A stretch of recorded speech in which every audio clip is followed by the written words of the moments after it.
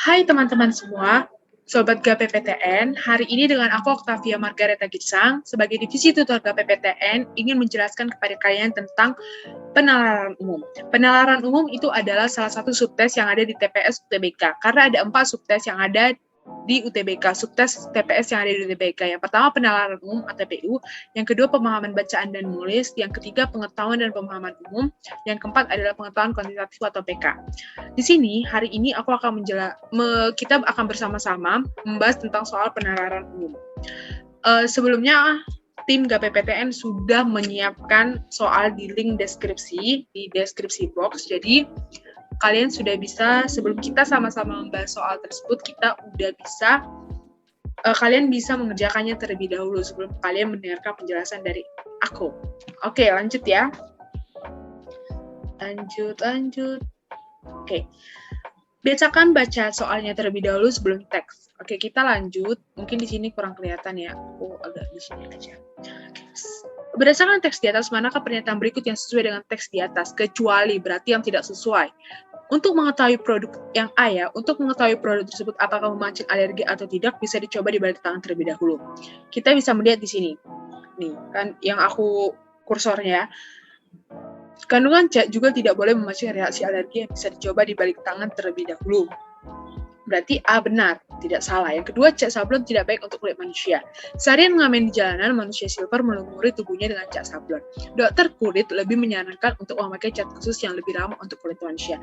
Berarti di sini kita ketahui kalau misalnya cat sablon itu tidak ramah untuk kulit kita, dapat merusak nih.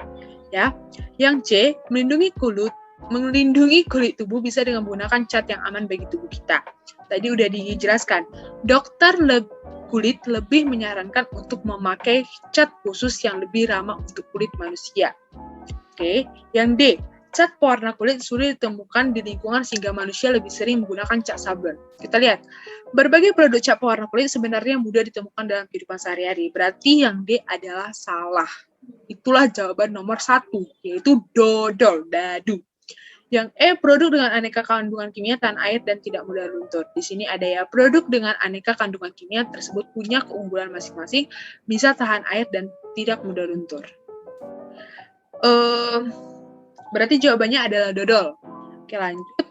Dalam satu perjalanan, kalau nomor 2, dalam satu perjalanan wisata ada 4 orang turis. Turis 1, 2, 3, 4. Turis 1 ini bisa Prancis, Jerman, Belanda. Turis 2, Prancis saja. Turis 3, Inggris, Jepang, dan Cina. Turis 4, itu Indonesia, Jerman, Prancis. Satu-satunya turis yang harus menggunakan penerjemah. Ini mungkin kelihatan banyak ya. Aduh, apa sih bahasa-bahasa? Gimana kita bisa mencocokkan?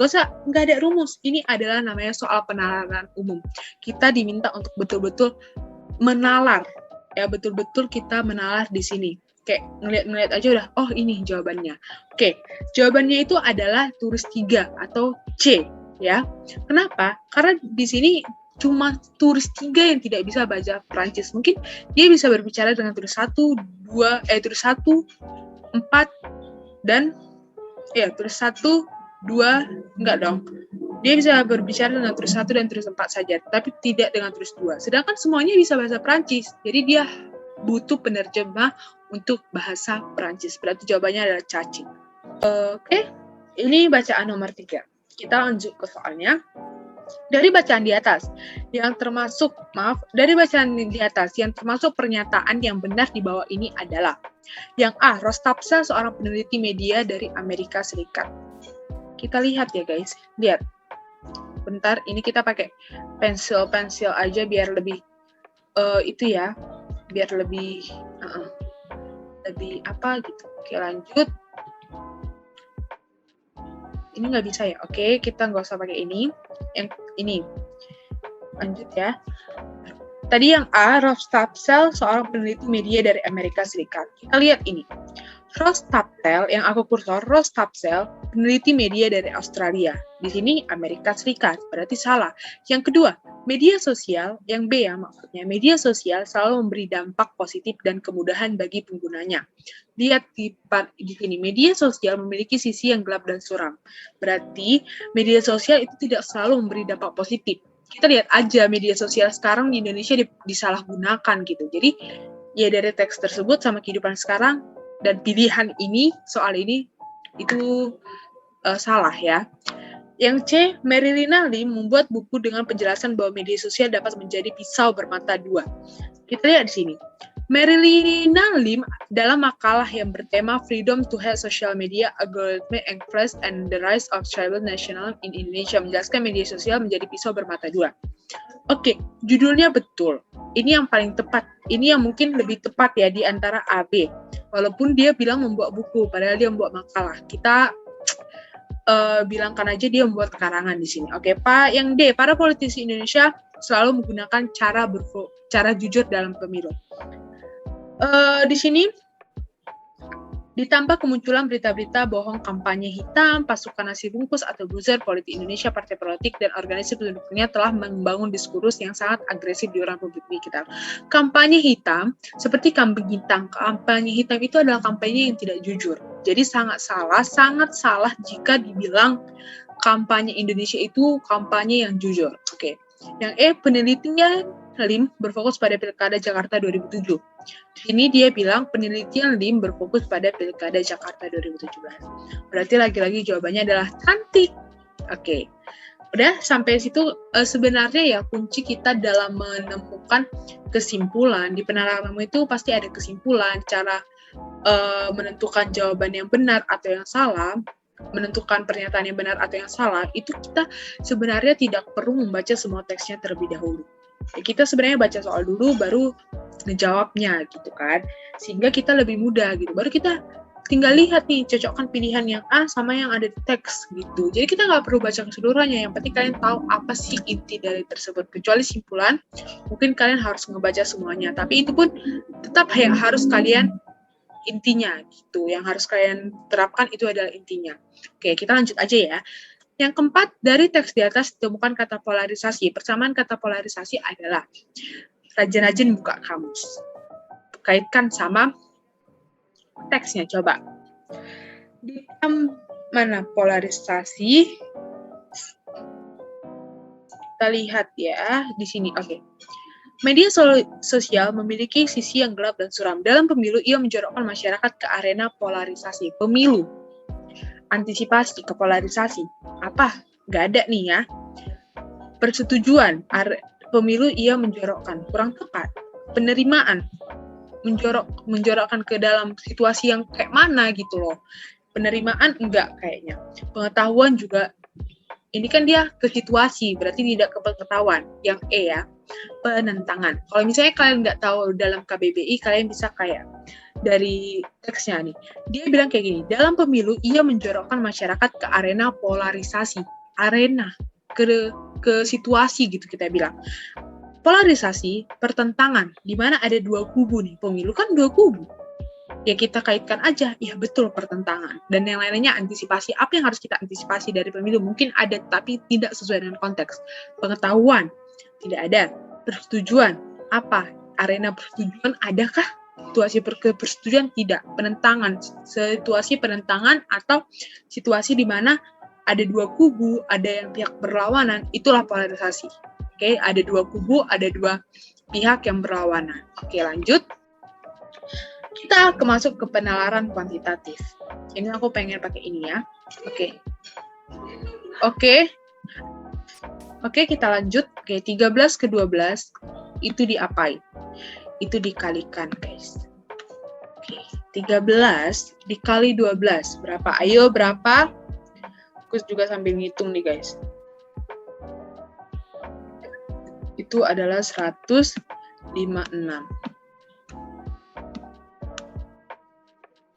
Dia akan dibagi dengan 26. Hasilnya adalah 6. Oke. Nih. Ini nggak kelihatan ya apanya. Coba kita giniin. Nggak bisa juga. Kita ini 15 ke 28 dikali. Oke, 15 dikali 28 ya. Sama dengan 420. Sini aja ya aku buat 420.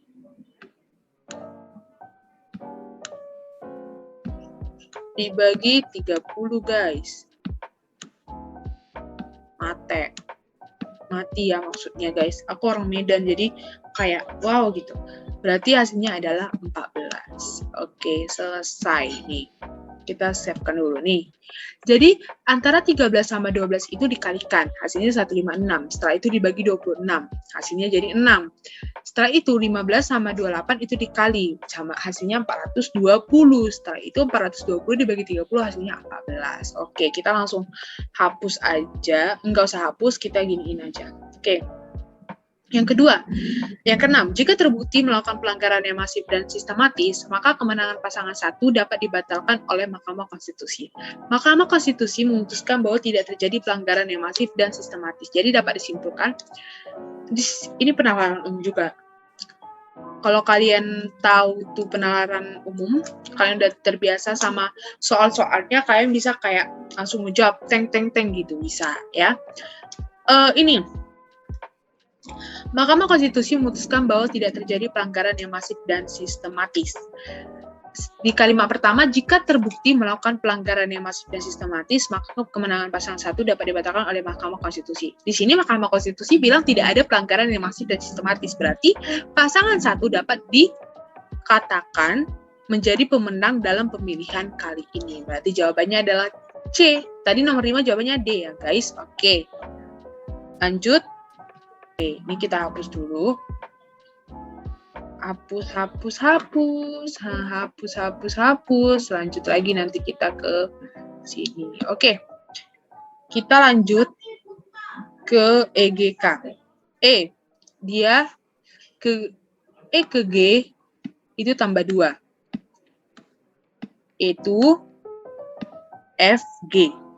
G ke K itu tambah berapa? G ke K itu tambah 4. HIJK. G-nya tidak dihitung ya guys. Tambah 4.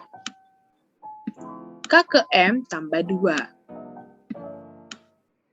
Ini agak susah ya pakai zoom.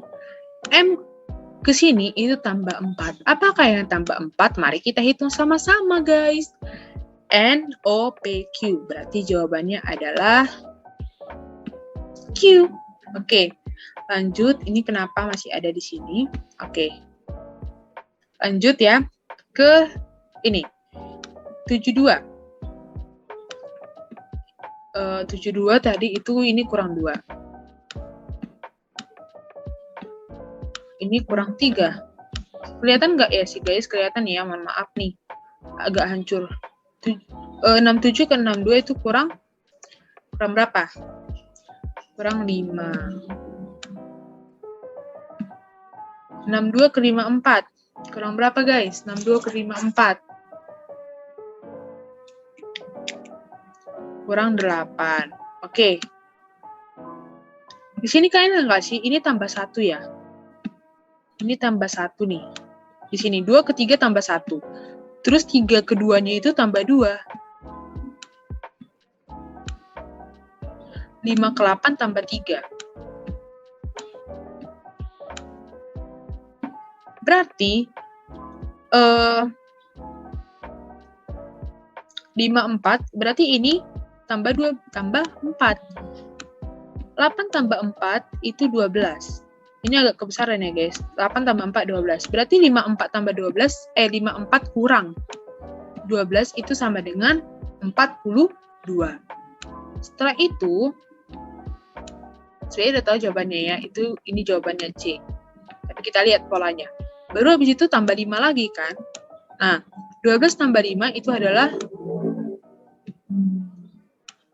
17. Oke.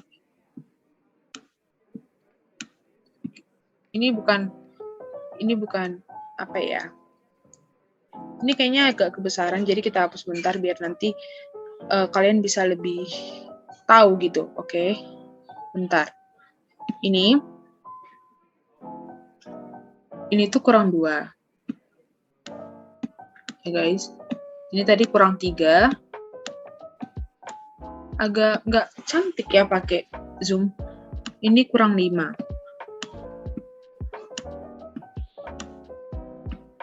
Ini kurang 8. Nah, kalian lihat di sini. 2 ke 3 itu kan tambah 1. 3 ke 5 tambah 2. 5 ke 8 tambah 3. Nah, berarti 8 itu harus ditambahkan sama 4. Berarti ini kurang 12. Sama dengan 42. Setelah itu, 42 ini dikurang sama 17. Berarti 25. Oke. Jawabannya udah dapat ya. Oke, dapat. Lanjut ke ini ganti apalah, ganti sensasi. Sensasi A ke E. Tambah 4. E ke I, F, G, H, I. Tambah 4 juga.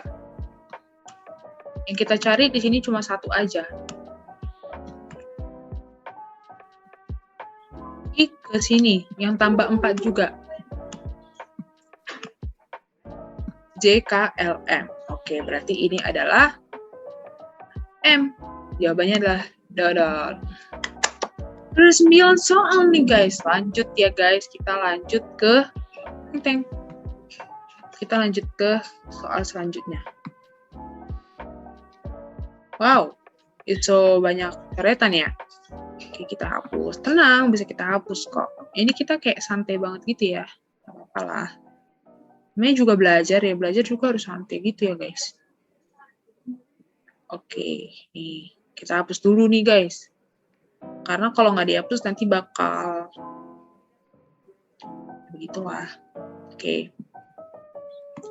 Di sini, jika harga tiket kereta api naik, maka jumlah penumpang kereta api turun. Jika jumlah penumpang kereta api turun, maka jumlah penumpang bus akan bertambah. Ternyata jumlah penumpang bus menjadi naik. Kalau harga tiket kereta api naik, berarti turun dong penumpangnya, dan yang berarti penumpang bakalan cari alternatif lain untuk naik bus. Nah, di sini ternyata bus yang naik, berarti harga tiket kereta api naik dan jumlah penumpang kereta api turun. Di sini harga tiket kereta api turun tidak, karena udah dijelas-jelas jumlah penumpang bus yang naik, berarti harga kereta api itu turun. Nih, harga kereta api naik dan jumlah penumpang kereta api turun, berarti jawabannya adalah pola B ya guys. Jawabannya adalah B di sini. Oke, lanjut. Terdapat 12 nelayan yang menyewa kapal dengan X rupiah. Kalimat pertama ini kita matematikan menjadi X per 12. X per 12. Setelah itu, udah, harga sewa tersebut akan dibagi rata menjadi 12 nelayan. X per 12. Lepaskan. Namun kemudian 3 nelayan membatalkan keikutsertaannya menyewa kapal. Berarti X 12 kurang 3 berapa? 9. Oke. Nah, ini diapain, Kak? Dikurangin. X per 9 dikurang X per 12. Kenapa? Ya, karena kan 1 per 9 sama 1 per 12 kan lebih besar 1 per 9, guys. Semakin besar penyebutnya kan semakin kecil angkanya. Setelah itu KPK dari 9 per 12 itu adalah 36. Kita cepat aja iterasi guys, 36. Nah, ini 9 kali berapa? 36. Kali 4. 4X ya. Tetap X-nya diikutkan. Ini 12 kali berapa? 36. Iya, itu 3X. Oke. 3X. Berarti jawabannya adalah X per, agak besar ya, Bung. 36. Jawabannya adalah mentok. Oke. Kita lanjut ke ini. P 1/3 per 5 tambah 19. Dan Q, apa sih hubungannya? Nah, sebenarnya itu tanpa apa kita dapat lihat ya, tanpa rumus nih. Kita bisa ngelihat kalau misalnya dia kan udah dimulai A-nya 1. Suku akhirnya 19. 1 tambah 19 saja 20 gitu misalnya. Dan Q 2 tambah 20 nih misalnya, itu 22. Dari situ kita kayak ganjil diadukan ke genap, ya pasti genap lebih besar gitu angkanya. Berarti sebenarnya jawabannya di sini itu udah kelihatan bahwa P lebih kecil daripada Q. Nah, tapi kalau misalnya nih, ini kan jumlah sukunya ada 10. Nah, kita bisa bikin untuk yang P ya, ini S10. Rumus nih. Rumus S10 kan N per 2, 2A tambah UN. Nih. 2A tambah UN. Oke. Nah, N per 10. 10 per 2. 5. Dikali 2 kali A. A-nya berapa? Suku pertamanya? 2. Ditambah suku UN itu, ini adalah A. Ini adalah A. A itu adalah suku pertama, sedangkan UN adalah suku terakhir. Oke. 5 kali 2 tambah berapa? 19. 2 tambah 19 sama dengan 21. 5 kali 21 adalah 105. Kalian bisa coba untuk Q. Untuk Q, dia juga gitu. Berapa 5 dikali 20 tambah 2. 22 sama dengan, 20 tambah 4 adalah 24. Ini kita hapus dulu, ya Allah, ya ampun gitu ya. Ini adalah 24. Karena 2A itu 24. 2 kali 2. Berarti tambah UN 24 sama dengan 120. Dan nampak kan kalau misalnya P lebih kecil daripada Q. Lanjut, beras bubur. Beras itu hubungannya dia dapat membuat nasi dan menjadi bubur. Oke. Berarti kitab dan ayat apa? Ayat itu bagian dari kitab. Kan bubur nggak bagian dari beras. Oke. Haus, minum, itu kan yang kita lakukan. Kayu, mimbar, payu. Dari kayu itu kita bisa menghasilkan mimbar. Betul. C. Beras padi, dari padinya baru ke beras. Terbalik. Baru bunga makam. Enggak ya. Oke, tidak ya guys. Lanjut. Kita lanjut aja ke dua soal terakhir. Nas itu adalah sial. Berarti ini salah ya, karena ditanya lawan kata. Nahas itu adalah sial. Berarti dari kesialan itu, ya jawabannya adalah untung. Sial lawan katanya ya untung. Padanan arti kata fasal. Fasal ini adalah daerah taklukan. Dia gitu ya guys, fasal itu adalah daerah taklukan. Jadi kalau kalian dari KBBI itu ini jawabannya itu adalah daerah taklukan itu. Padanan arti kata itu kan yang sebenarnya enggak boleh terlalu, enggak harus mirip banget tuh fasal.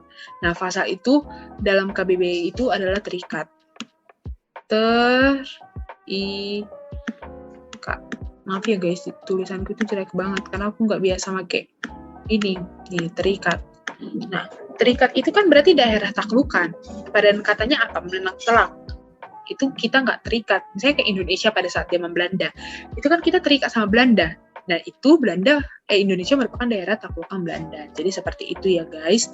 Nah, kita udah sampai ke akhir perbincangan kita. Asik banget nih. Maaf ya guys kalau kecepatan tuh aku ngejelasinnya, terus aku asik ngerjain soal tanpa aku tahu kalian ngerti atau enggak. Jadi semoga aku harap kalian ngerti sama penjelasan aku ini. Nah guys, kalian harus tetap semangat untuk ngejar PTN impian kalian. Ada semangat tuh dari aku. Kalian harus semangat. Aku juga dulu 2020 tahun lalu ngejar PTN impian. Nggak impian sih, nggak impianku, tapi ya PTN gitu. Nah pasti kalian ada gitu PTN gitu kan. Mungkin sekarang PTN-ku itu bukan PTN yang aku impikan. Karena dulu aku pengen banget Jakun, tapi sekarang tidak bisa terjadi ya. Kalian juga harus meneruskan misalnya kayak Jakun, jaket coklat tuh, UGM tuh kalian harus coba. Pokoknya kalian harus semangat ngejar PTN, apalagi ke TPS-nya. Kalian dengan logika tanpa hafalan, kalian cuma memahami konsep, kalian harus bisa. Tidak ada kata malas. Sekian dari aku Octavia Margarita Girsang, pamit undur diri. Semoga kalian semangat selalu. Bye-bye.